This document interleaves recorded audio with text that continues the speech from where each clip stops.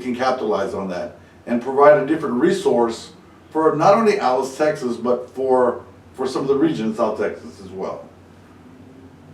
So tell me, you call yourself the Alice-Jim Wells Economic Development Corporation.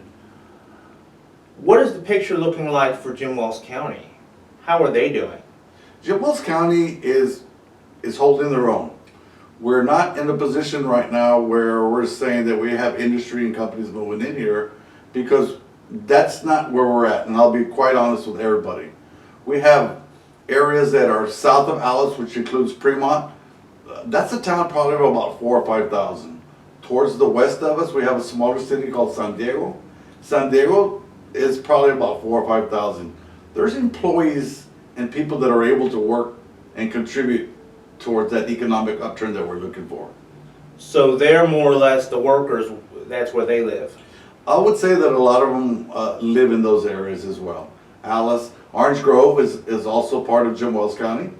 So we see an opportunity where we have people that can come in from those areas to work in our region or in our area, whether it be Alice or Jim Wells County.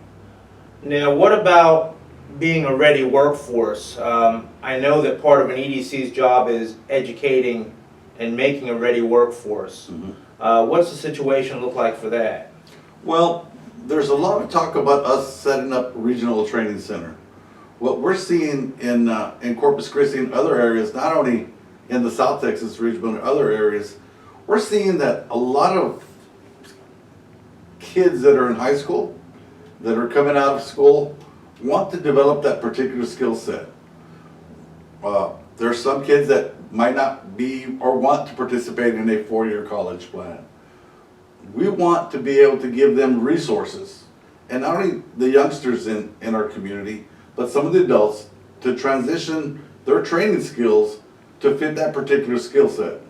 Let's say that the Exxon company is coming into St. Pat. Let's say that they need someone to be able to be a specialist in how they set up that particular area, that whatever job related issue that is.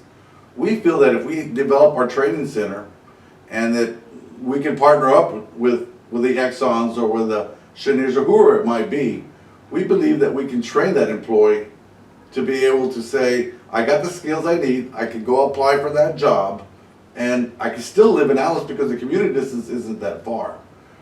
We feel pretty good that our rates and our homes in Alice are competitive, that people that have lived there for a long period of time that are set there can still live in Alice, but commute to work and come back and enjoy the quality of life that we have with our school systems, with the fact that you know everybody in our community. That's a big plus for a smaller city.